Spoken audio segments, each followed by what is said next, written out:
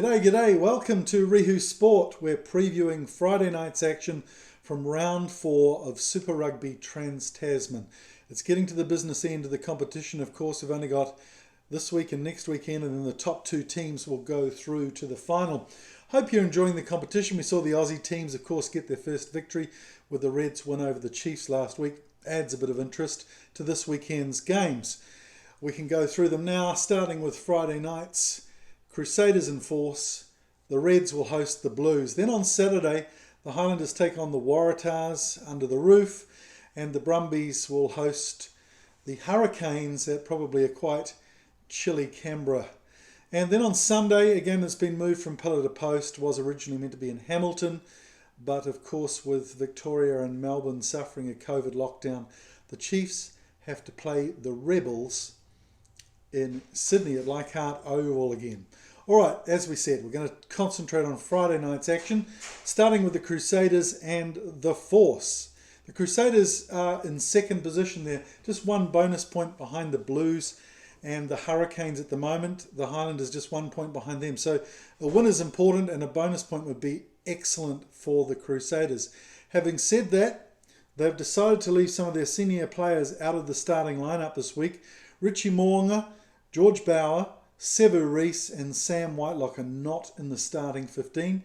Sevu Reece apparently being punished for taking his t-shirt off too often in what is a warm Sydney compared with a chilly Christchurch. So, of course, the man in the picture, Fergus Burke, gets a start at 10. A young man, I think he represented New Zealand under 20 in 2019, originally from Gisborne, went to St Paul's Collegiate for his high school, but joined the Crusaders Academy. So a young player with plenty of potential gets some responsibility this week. Mitchell Dunshay's in the second row. Quentin Strange has a neck injury. Williams gets a start. Tamaiti Williams, this massive young loosehead prop. And Isilali Tuangafasi is on the bench covering loosehead prop. So I guess the thing about this lineup is who's going to cover at 10 if Burke goes down. I guess Havili. Bryn Hall gets a start inside him. Enor is back. Whitelock's on the bench alongside Josh Mackay, another man who's been pushed from pillar to post. Played for the Highlanders, lost his contract, is going to Scotland at some time in the near future. So that's the Crusaders lineup. It's a still pretty solid one. We've got some try-scoring ability on the outside, that's for sure, with Whainga Nuku and Enor, Mataele and Jordan at the back. Let's take a look at the Force, who are still, of course, nursing their bruises after their smashing from the Hurricanes. Certainly not a prickly team away from home. Not the prickly prospect they are in Perth, that's for sure. So Ollie Callan, the man in the picture, he's having his starting debut at number 8. The man from the Wanneroo Rugby Club, a young prospect, a local prospect, more importantly for the West Australian outlet. Jake Strachan is at 15. Kearney has concussion. And on the bench, Ian Pryor, the halfback, will get his 100th Super game off the bench. Argentinian inside backs have been doing a pretty good job for the Force. And another one there is Tavita Quindrani, of course, who's starting for the first time in a long time. He'll have his hands full as well with that attacking lineup from the Crusaders. But expect some big smashes between Enor and Quindrani, that's for sure. Pulu as well, that's an interesting one. Doesn't seem to have the pace that he used to when he first arrived on the scene.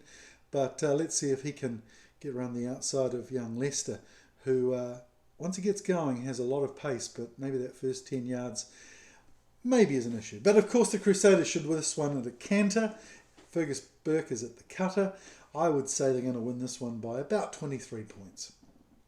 Alright, the next game on Friday night is the Reds, who of course will be triumphant with their victory over the Chiefs. It was a pretty close run thing in the end, wasn't it? Of course they had a 14-13 man or 1 man advantage at some stage when Damien McKenzie was red carded and chased Tiatia. Let's take a look at their starting 15 is unchanged, as you'd probably expect.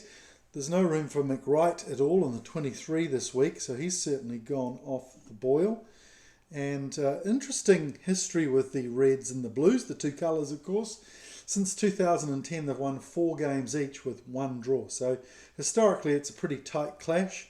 Of course the Reds had the element of surprise in Townsville. Quite a warm climate. It's going to be warm too in Brisbane tomorrow night. And you can see there on the bench, Blythe, Wallace and Sorovi. They've been recalled to the subs. One man I love watching is Vunivalu. He seems to improve every week. And what pace. That try he scored down the right flank was quite incredible. All right, on to the Blues. Of course, they're at the top of the charts with the Hurricanes, so the pressure's on them to get a bonus point victory, although Leon McDonald said, I don't know if he was misquoted, he said he'd be happy with 1 point. I think he meant 4 points, surely.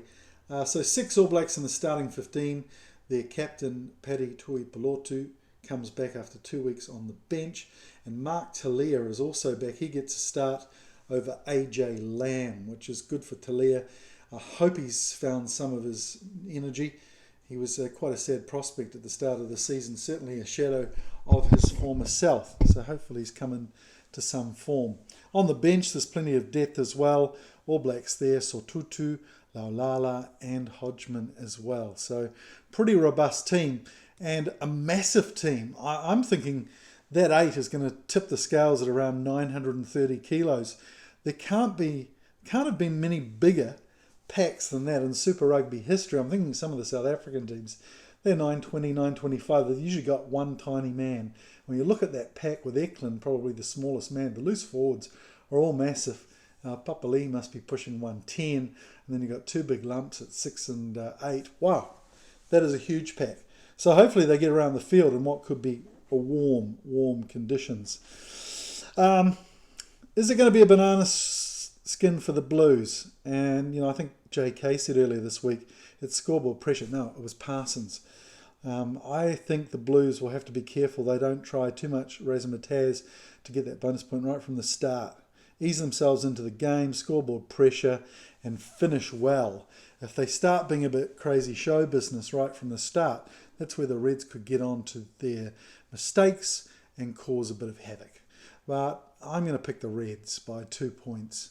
I think the Blues have got a surprise in them on the downside, and it's going to make the competition interesting as we go into the last week as well. So that's my calls on the games. What do you think? Leave your message down there, or whether it's on Facebook or YouTube. And I keep forgetting to do this. Please subscribe to the YouTube channel. Wow, have you seen Bo Burnham's Inside on Netflix? It's crazy. Yeah, but it's really cool.